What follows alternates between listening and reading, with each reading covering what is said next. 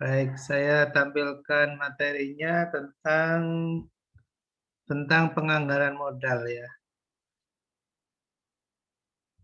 Oke, sudah kelihatan di di layar ya, di slide.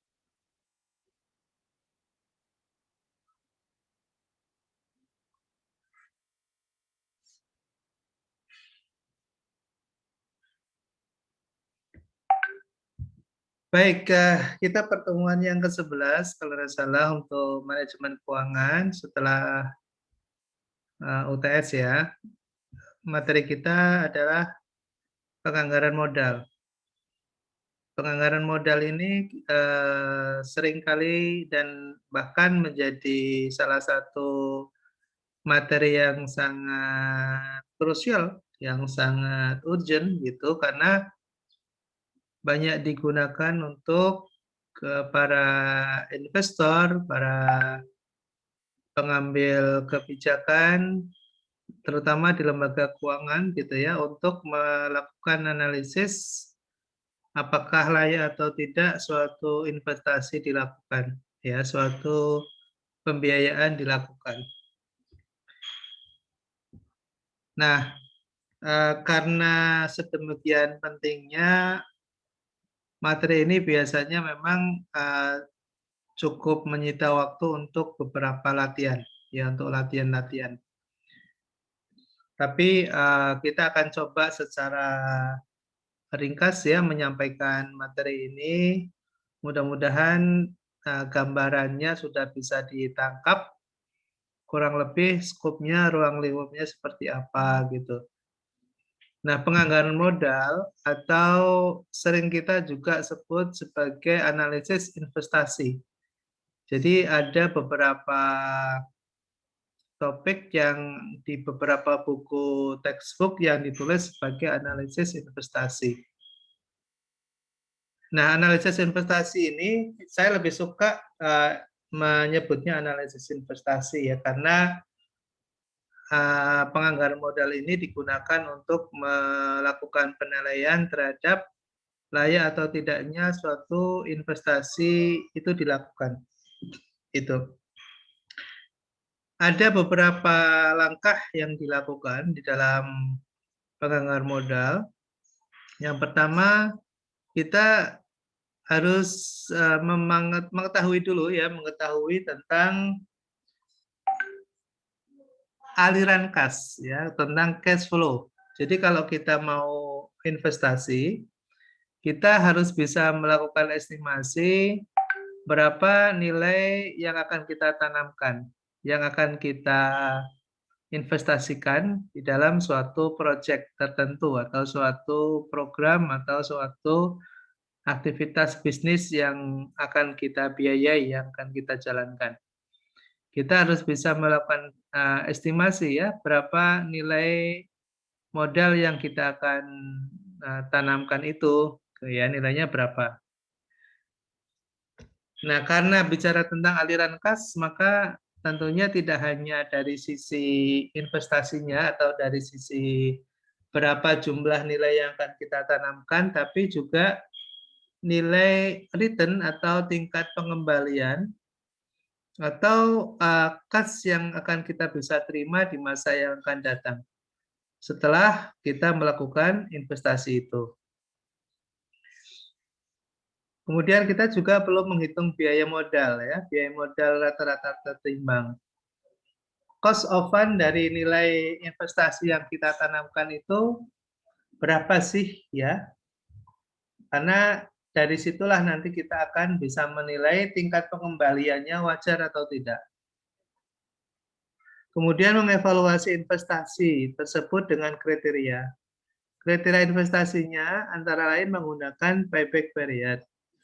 Ini yang paling terkenal ya, payback period atau PP, kemudian NPV, net present value, ya NPV itu net present value, PI itu profitability index, ya profitability index, dan IRR, internal rate of return, ya IRR. Kemudian mengambil keputusan apakah investasi diterima atau tidak. Jadi setelah kita melakukan evaluasi terhadap suatu proyek dengan alat analisis PP, payback period, net present value, profitability index, dan internal rate of return, kita akan bisa menentukan keputusan investasinya diterima atau ditolak, gitu ya.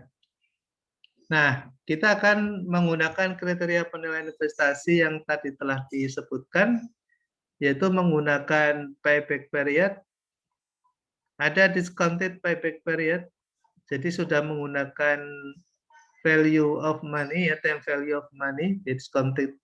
Discounted-nya sudah menggunakan nilai tingkat suku bunga tertentu, gitu ya.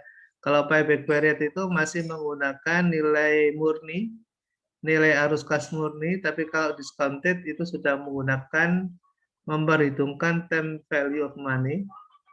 Kemudian net present value, NPV, profitability index, dan internal rate of return, ya, IRR. Seringkali disebut dengan istilah IRR. Nah, sekarang payback period. Payback period itu apa? Periode yang diperlukan untuk dapat menutup kembali cash outflow dengan cash inflow. Jadi kita sudah mengestimasikan kira-kira berapa nilai investasi yang kita mau tanamkan dalam periode tertentu. Ya misalnya katakanlah kita mau investasi dengan nilai 100 juta misalnya. Nah 100 juta itu kan nggak mungkin 100 juta kita keluarkan dalam waktu yang sama bersamaan. Jadi ada mungkin di awal kita keluarkan 10 juta dulu, kemudian periode berikutnya kita keluarkan lagi misalnya 15 juta, keluarkan lagi pada bulan berikutnya sekian juta gitu ya, sampai total yang kita rencanakan 100 juta misalnya. Nah, dalam periode waktu tersebut tentunya setelah kita lakukan investasi kita akan mendapatkan nilai balik, ya. Jadi ada cash inflow yang akan masuk dari hasil kegiatan bisnisnya nanti dari proyek itu. Nah itu di bulan pertama atau tahun pertama berapa, tahun kedua berapa, tahun ketiga berapa gitu. Ya kita akan melakukan analisis seperti itu. Sehingga nanti kita akan bisa menghitung berapa waktu yang diperlukan suatu investasi itu untuk kembali modal, ya, kembali lagi. Misalnya kita tanamkan 100 juta, kira-kira dalam waktu berapa lama kita akan dapat uang 100 juta itu kembali. Apakah 1 tahun, 2 tahun, 3 tahun gitu. Itu bisa dihitung nanti, ya. Pastinya semakin pendek waktu yang dibutuhkan untuk kembali dana yang kita tanam itu akan semakin bagus, ya. Misalnya kita membandingkan proyek A, payback period-nya 2 tahun misalnya, kemudian proyek B payback period-nya adalah 5 tahun. Pertanyaannya, bagus yang mana, proyek A dengan proyek yang B? Oke, betul sekali. Anda menjawab yang A, ya. Kenapa yang A? Karena butuh waktu hanya 2 tahun dengan investasi yang sama 100 juta, sedangkan proyek B butuh waktu misalnya 5 tahun untuk kembali modal payback period-nya. Jadi pemilihan investasi berdasarkan payback period adalah jangka waktu yang paling terdekat, ya, paling terpendek waktunya. Itu payback period. Cara ngitungnya gimana? Cara ngitungnya sederhana, ya, seperti yang kita lihat di dalam slide. Ada PT Semakin Jaya, investasinya 45 juta, cash inflow per tahun 22.500.000. Jadi setiap tahun itu akan dapat uang 22.500.000. Pertanyaannya payback period-nya berapa? Maka bisa dihitung, ya, 45 juta dibagi dengan 22.500.000 kali 1 tahun, 1 periode. Ketemunya 2 tahun, ya. 45 juta dibagi 22.500.000 ketemunya 2 tahun. Artinya dana yang tertanam untuk investasi sebesar 45 juta itu akan diperoleh kembali jangka waktu 2 tahun berikutnya. Oke, jadi sederhana kan? Mudah ya.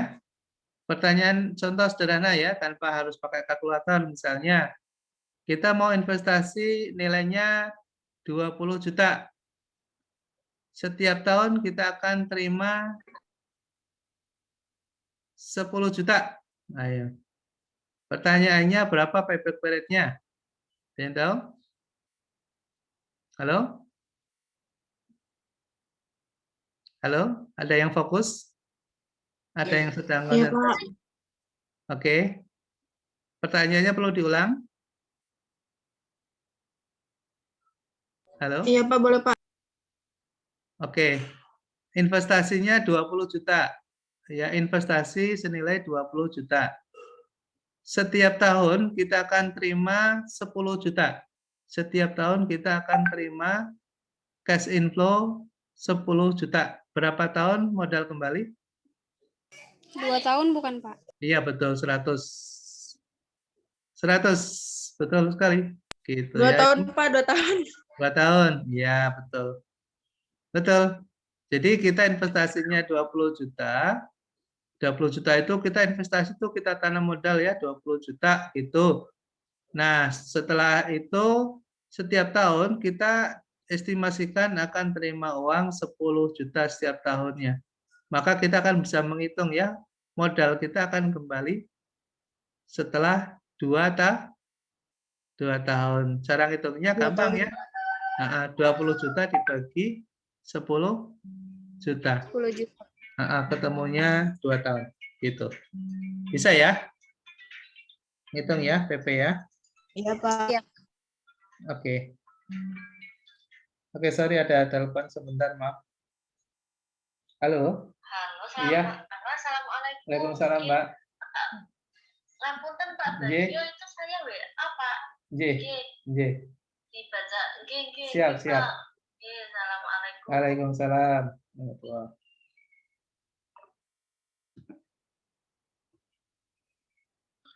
Oke, saya lanjutkan lagi.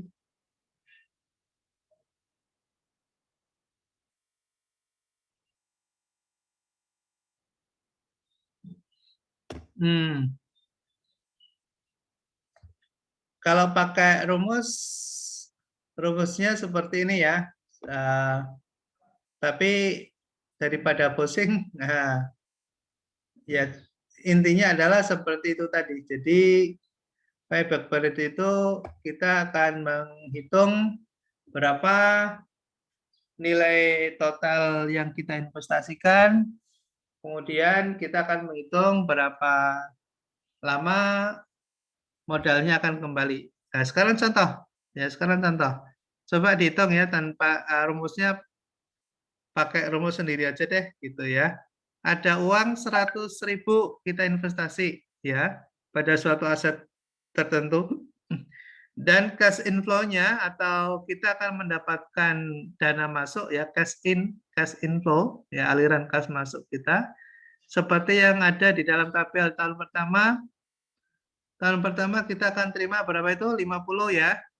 Tahun kedua 40.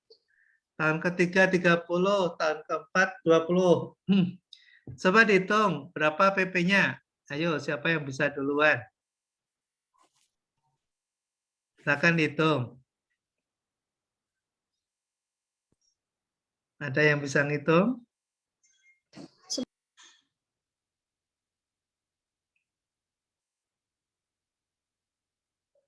Ayo, siapa yang duluan bisa ngitung?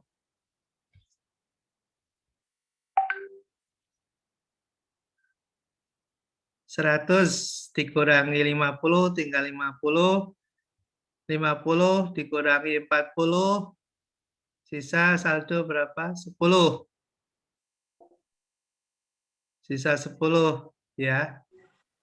Kemudian di tahun ketiga 30 dikurangi 10 sisa 20. Jadi 2 tahun ya, 2 tahun lebih ya, 2 tahun lebih berapa bulan? Ada yang sudah bisa menghitung? Ya, intinya 2 tahun lebih ya. Betul? Iya, betul. Jadi, Kurang paham. ya, betul. Jadi, pada tahun kedua ya, pada tahun kedua, tahun pertama kita terima uang 50, ya investasinya kita berapa tadi? Investasinya 100 ya. 100, pada tahun pertama kita terima 50, berarti masih ada saldo 50. Ya, tahun kedua kita terima 40, masih ada saldo tadi 50 ya, 50 dikurangi 40, 10 ya. Ini sisa 10 ya, sisa 10. Jadi 2 tahun ya, 2 tahun tadi di sini 2 tahun lebih 10 dibagi 30 ya. Tadi kan sisa 30 ya, 10 bagi 30. Jadi berapa? 2 tahun 4 bulan ya. 10 per 30 dikali 12 atau 12 dibagi 3, 4 ya. 12 bagi 3 kan 4 ya, 4 bulan. Jadi 2 tahun 4 bulan. Ya, 2 tahun 4 bulan. Jadi tepatnya di sini nih. Nah, ini ya. Oke. Mudah ya. Jadi cara ngitungnya begitu, payback period. Ini kalau misalnya mau dibuat lebih, kan investasinya ini mestinya kalau dipakai Excel, nggak bisa ya. Kalau pakai Excel, ini Excel kelihatan nggak ini di layar, kelihatan ada Excel nggak? Enggak, Pak. Nggak ada. Belum kelihatan. Oh, belum kelihatan. Belum, Pak. Belum kelihatan. Saya coba pakai Excel ya. Kita bisa buat pakai tabel ya, pakai tabel, ada tahun, kemudian ada cash out. Cash out-nya itu jumlahnya tadi ada cash out, ada cash in. Cash in itu uang masuk, kalau cash out itu uang keluar gitu ya. Nah, ada saldo. Ada nilai saldonya. Nah, pada masa investasi ada cash out 100 tadi ya. Ada 100. Ini kita kasih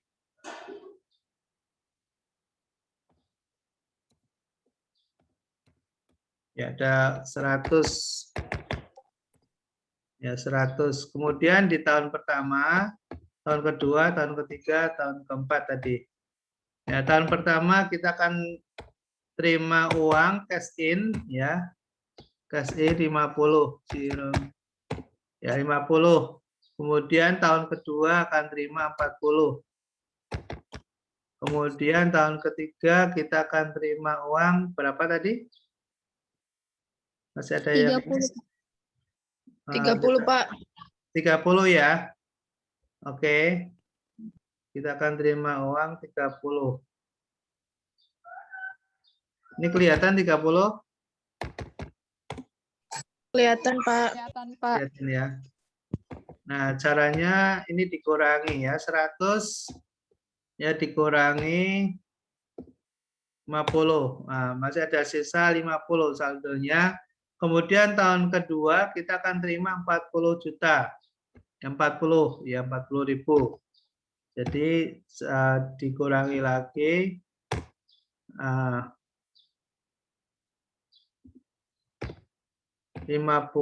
dikurangi 40 sorry.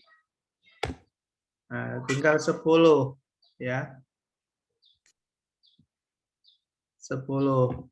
Nah, di sini masih ada sisa ya. Jadi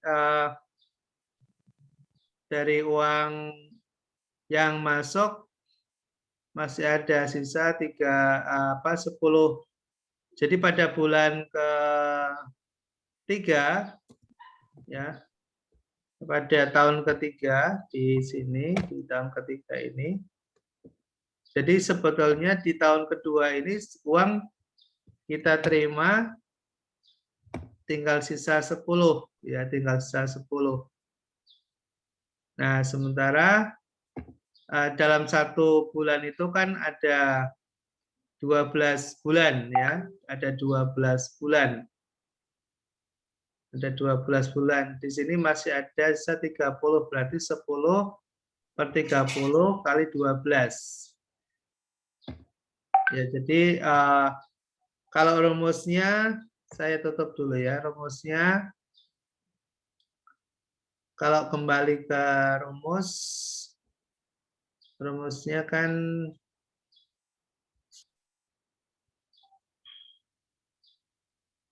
ya N, ini tadi mana rumusnya ya?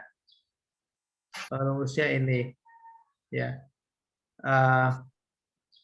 N itu tahun ya, tahun pada periode ke-N ya, tahun pada periode ke-N, kemudian jumlah investasi mula-mula dikurangi dengan B, jumlah kumulatif arus kas pada tahun ke-N, kemudian C-nya itu jumlah kumulatif arus kas pada tahun N plus 1. Ya, N plus 1. Nah, jadi kalau kita lihat di sini case-nya adalah N pada periode kedua tadi, ya pada periode kedua, tahun kedua, 2 tahun, ditambah dengan sisa saldonya tadi 10, ya. Sisa saldonya tadi 10, dibagi dengan 30, ya, dibagi dengan 30. 30 itu, nah ini, dibagi dengan tahun ketiga, N, 30. Ya, sisa saldonya 10 dibagi 30. Ya, dibagi 30. Dikalikan dengan 12 bulan. Ya, dikalikan dengan 12 bulan. Jadi kalau kita coret-coret, ya, coret-coret tinggal sisa 3. Jadi 12 dibagi 3. 4. Ya, ketemunya 4 bulan. Jadi 2 tahun 4 bulan. Jadi periodenya 2 tahun 4 bulan. Ya. Nah, ini bisa ada soal lagi, ya, ada soal. Ada soal, suatu proyek nilai investasinya 600 juta ya dengan umur 5 tahun. 1, 2, 3, 4, 5. Kas masuknya seperti ini ya. Tahun pertama 300, tahun kedua 250, 200, 150. Ya, jika syarat pengembalian adalah 2 tahun, apakah usulan proyek tersebut dapat diterima? Nah, kita bisa hitung ya, berapa payback period-nya. Ya, payback period-nya berapa. Oke.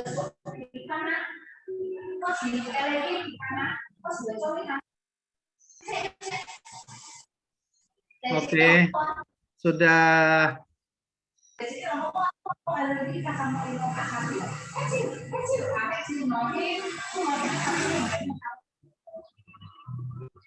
Oke, bisa di-mute dulu ya.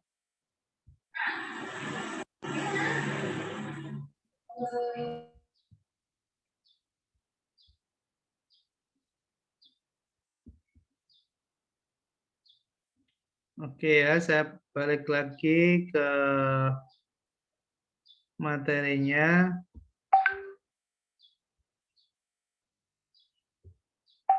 Oke ya, dengan cara yang sama kita bisa menghitung ya. Dengan cara sama yang kita bisa menghitung. Kita tadi investasinya berapa? 600 ya. 600. Nah, kita lihat sekarang cash flow-nya ya. 600 ada uang kas masuk. Ya, ada uang kas masuk 300 di tahun pertama. Sisa berapa saldonya? 300 ya. Kemudian harus kas masuk lagi di tahun kedua 250. 550 ya. Tahun ketiga ada kas masuk lagi 200, 750 dan seterusnya gitu. Nah, kalau kita lihat berada di angka 600 berarti di tahun kedua ya. Di tahun kedua ada sisa saldo berapa? 550 kurang 600 ya 50. Ya 50 dibagi 200 kali 12 ya. Kalau kita lihat di sini ini kalau kita lihat di sini ya 600 dikurangi dengan 550, 50 ya. 50 dibagi dengan sisa saldo 750 dikurangi 550. Ya 50 dibagi 100 ya. 50 dibagi 200 ya, 50 dibagi 200 yang ini ya, 50 dibagi 200 atau 750 dikurangi 550 kan sama aja ya 200 ya 200 ini 600 dikurangi 550 juga 50 ya 50 per 200 50 per 200 ya ketemunya 0,25 ya atau 3 bulan. Ya, ketemu 3 bulan. Ketemu 3 bulan. Jadi 2 tahun lebih 2,25 tahun atau 2 tahun 3 bulan. Ya, 2 tahun 3 bulan. Karena payback period-nya lebih dari yang disyaratkan, maka proyek ini ditolak karena lebih dari 2 tahun. Sedangkan di sini syaratnya adalah 2 tahun. Jadi misalnya gini, saya mau investasi tapi 2 tahun harus kembali modal, gitu ya. Setelah dihitung ternyata di sini 2 tahun lebih 3 bulan. Sehingga bisa kita mengatakan ini ditolak proyeknya karena nilai investasinya lebih dari 2 tahun. Itu ya.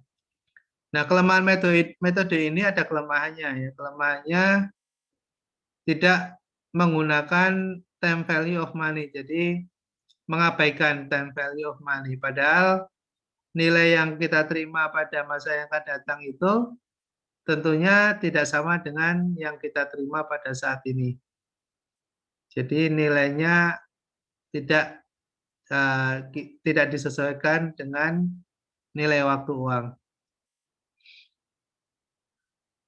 Nah, ini contoh payback period. Kita memilih yang proyek mana nih, proyek A atau proyek B. Proyek dengan nilai investasi yang sama 1 juta, ya proyek B akan memberikan nilai cash flow tahun pertama 1 juta, tahun kedua 100. Jadi 1.100.000 nih kita terima ya. Kemudian cash flow yang B tahun pertama 500 dan tahun yang kedua 1 juta. Gitu ya, 1 juta. Nah, jika dilihat payback period, maka proyek A lebih cepat dibandingkan pada proyek B. Ya, lebih cepat kembali modal. Kenapa? Karena tahun pertama sudah kembali modal kan di proyek A. Sedangkan proyek B kita belum bisa kembali modal, tahun kedua baru kembali modal. Proyek A lebih baik dibandingkan dengan proyek B ya. Kalau kita lihat dari sisi nilai pengembaliannya. Tapi dilihat dari cash flow, proyek B lebih menguntungkan karena pada tahun ketiga, ini tahun ketiga dan tahun keempat masih menghasilkan cash flow ya. Sedangkan proyek A sudah tidak menghasilkan cash flow. Ya, proyek A di tahun ketiga sudah nggak ada cash flow lagi, tapi proyek B masih ada cash flow masuk. Nah, ini kelemahan dari payback period ya. Payback period itu hanya melihatnya pada jangka waktu terpendek, mana yang paling cepat bisa mengembalikan modal, itu yang dipilih. Kelemahannya apa? Kelemahannya tidak melihat time value of money. Nah, itu ya, sudah paham ya kelemahannya. Nah, ini juga sama ya, contoh proyek C dan proyek D. Ya, proyek C dan proyek D. Di proyek C, nilai investasi sama dengan D ya, 1 juta. Di tahun pertama, proyek C belum menghasilkan ya, proyek D sudah menghasilkan 800. Tahun kedua, proyek C menghasilkan 900, proyek D menghasilkan 100 tambah 800, 900. Nah, tahun ketiga menghasilkan 100, tahun D 100. Jadi totalnya adalah 1 juta. Jadi pada tahun ketiga sama-sama kita payback period-nya di tahun ketiga. Tapi kalau kita suruh memilih, ya kita disuruh memilih, kita memilih yang mana? Yang C atau yang D? Kira-kira milih yang mana? Nah, kalau kita lihat di situ keterangannya, mestinya kita akan memilih yang D ya, karena di yang D itu di tahun pertama kita sudah dapatkan dana cash 800 ya. 800. Sedangkan di proyek C tidak menghasilkan cash flow tidak ada. Nah, kalau nanti dihitung berdasarkan time value of money, maka proyek D akan lebih menguntungkan ya dibandingkan dengan proyek C. Nah, itu kelemahan dari payback period yang tidak memperhitungkan time value of money. Ya. Jadi kalau lihat di situ hasilnya sama tapi sebetulnya tidak sama. Ya. Sama tapi tidak sama gitu ya karena belum memperhitungkan time value of money. Nah, baru kalau ada diskonto atau discounted baru nanti kita akan bisa memperhitungkan dan menilai sebetulnya yang menguntungkan yang mana. Karena sudah menggunakan nilai waktu uang.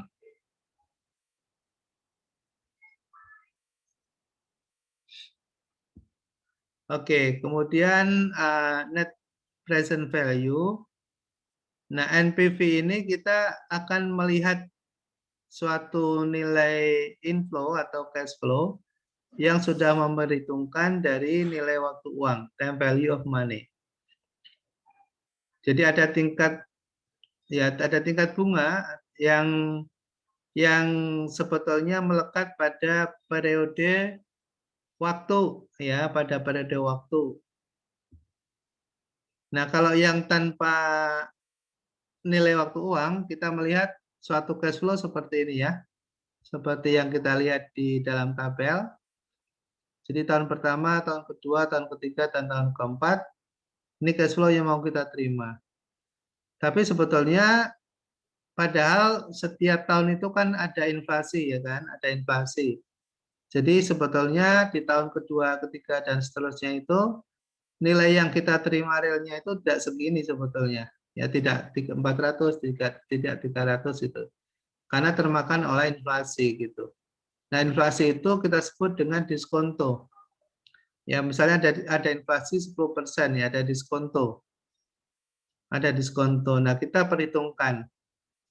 Kita akan perhitungkan dengan melihat nilai waktu uang pada tingkat diskonto berapa persen. Nah, di sini ada nilai yang sudah dikalikan dengan diskonto pada tingkat 10% misalnya. Ya, nanti bisa menggunakan kalkulator, bisa menggunakan tabel suku bunga, ya.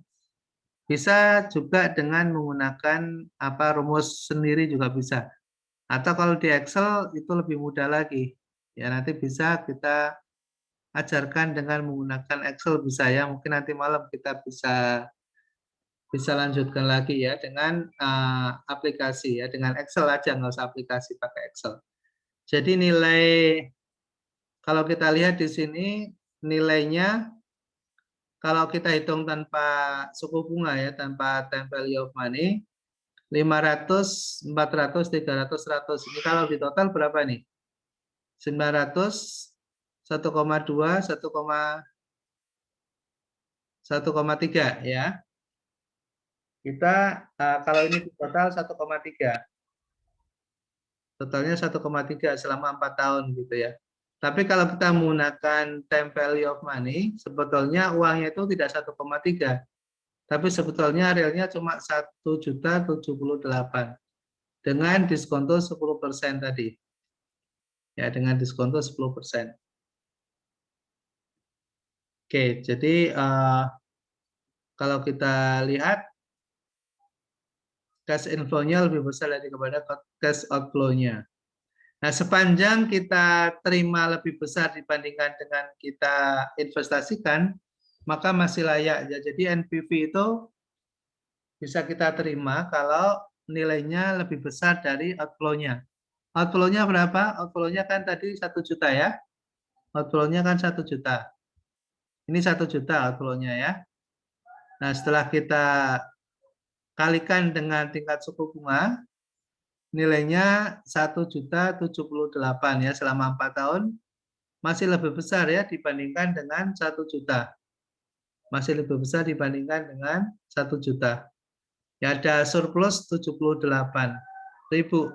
Sepanjang masih surplus, masih positif ya, masih lebih besar daripada 1, maka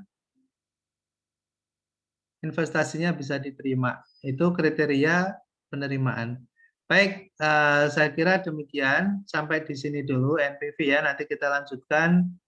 Mudah-mudahan ada kesehatan. Nanti malam bisa kita kasih contoh dalam bentuk Excel ya.